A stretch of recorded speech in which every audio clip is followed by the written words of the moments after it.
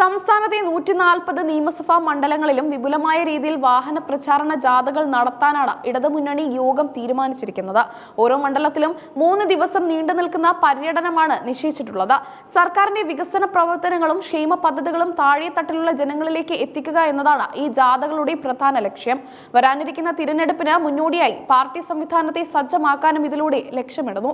LDF MLA-മാർ പ്രതിനിധീകരിക്കുന്ന മണ്ഡലങ്ങളിൽ അതത് ജനപ്രതിനിധികൾ തന്നെയാകും ജാഥയ്ക്ക് നേതൃത്വം നൽകുക. ഇത് ഭരണ നേട്ടങ്ങൾ നേരിട്ട് ജനങ്ങളോട് വിശദീകരിക്കാൻ MLA-മാർക്ക് അവസരം നൽകും. ഇടതുമുന്നണിക്ക് MLA-മാർ ഇല്ലാത്ത മണ്ഡലങ്ങളിൽ 2021 നിയമസഭാ തിരഞ്ഞെടുപ്പിൽ അവിടെ മത്സരിച്ച പാർട്ടിയുടെ പ്രാദേശിക നേതൃത്വത്തിനാണ് ജാഥയുടെ ചുമതല നൽകിയിരിക്കുന്നത്. ജാഥയുടെ നടത്തിപ്പിൽ ഘടകകക്ഷികൾക്ക് അർഹമായ പ്രാധാന്യം നൽകണമെന്നും നിർദ്ദേശമുണ്ട്. ക്യാപ്റ്റന് പുറമെ വൈസ് ക്യാപ്റ്റൻ, മാനേജർ പദവികളിൽ വിവിധ ഘടകകക്ഷി നേതാക്കളെ ഉൾപ്പെടുത്തണം. ഫെബ്രുവരി 15-നകം എല്ലാ മണ്ഡലം ജാഥകളും പൂർത്തിയാക്കാനാണ് സംസ്ഥാന നേതൃത്വത്തിന്റെ കർശന നിർദ്ദേശം. ഇതിനായി ഓരോ ജില്ലയിലും പ്രത്യേക ഏകോപന സമിതികൾ രൂപീകരിച്ചു. നിലവിൽ തീരുമാനിച്ചിട്ടുള്ള LDF മേഖലാ ജാഥകൾ കടന്നു പോകുന്നതിന് അനുസരിച്ചായിരിക്കും മണ്ഡലം ജാഥകളുടെ ക്രമീകരണം. ചിലയിടങ്ങളിൽ മേഖലാ ജാഥയ്ക്ക് ശേഷമാകും മണ്ഡലതല പര്യടനം നടക്കുക. നേരത്തെ പ്രഖ്യാപിച്ച പ്രകാരം സംസ്ഥാനത്തെ 3 മേഖലകളായി തിരിച്ചുള്ള ജാഥകളും ഫെബ്രുവരി ആദ്യവാരം ആരംഭിക്കും. വമ്പൻ റാലികളോടെയാകും ഈ ജാഥകൾ ഓരോ ജില്ലയിലും പ്രവേശിക്കുക.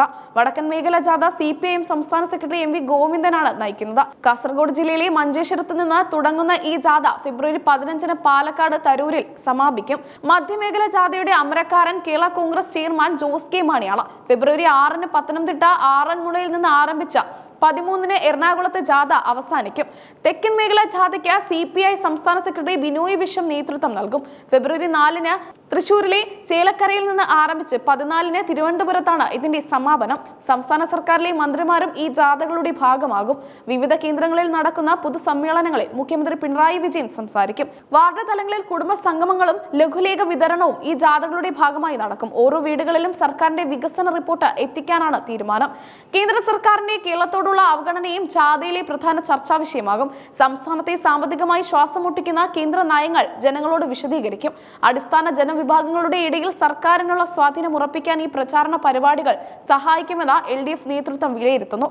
യുവജനങ്ങൾക്കായി പ്രത്യേകം സംവാദ പരിപാടികളും ജാഥയുടെ അനുബന്ധമായി സംഘടിപ്പിക്കാൻ ആലോചനയുണ്ട്. നവകേരള നിർമ്മാണത്തിലെ യുവാക്കളുടെ പങ്ക് ഇതിൽ ചർച്ചയാകും. സമൂഹ മാധ്യമങ്ങൾ വഴിയുള്ള പ്രചാരണത്തിനും ഇത്തവണ വലിയ പ്രാധാന്യമാണ് നൽകുന്നത്. ജാഥയുടെ തത്സമയ ദൃശ്യങ്ങളും വികസന വീഡിയോകളും ഓൺലൈൻ പ്ലാറ്റ്ഫോമുകളിൽ ലഭ്യമാകും. പ്രതിപക്ഷ ആരോപണങ്ങൾക്ക് അക്കമിട്ട് മറുപടി നൽകാനുള്ള വേദിയായി മണ്ഡലം ജാഥകളെ മാറ്റാനാണ് പ്രാദേശിക നേതാക്കൾക്ക് നൽകിയിട്ടുള്ള നിർദ്ദേശം. തിരഞ്ഞെടുപ്പ് ചിത്രം തെളിയിക്കുന്നതിന് മുൻപേ തന്നെ ജനങ്ങളിലേക്ക് ഇറങ്ങിച്ചെന്ന രാഷ്ട്രീയ മേൽക്കോയ്മ നേടാനാണ് ഇടതുമുന്നണിയുടെ ഈ പടയൊരുക്കം. സമാപന സമ്മേളനങ്ങളിൽ 10,000-ങ്ങളെ അണിനിരത്തി കരുത്ത് തെളിയിക്കാനാണ് എല്ലാ മണ്ഡലം കമ്മിറ്റികൾക്കും നൽകിയിട്ടുള്ള നിർദ്ദേശം.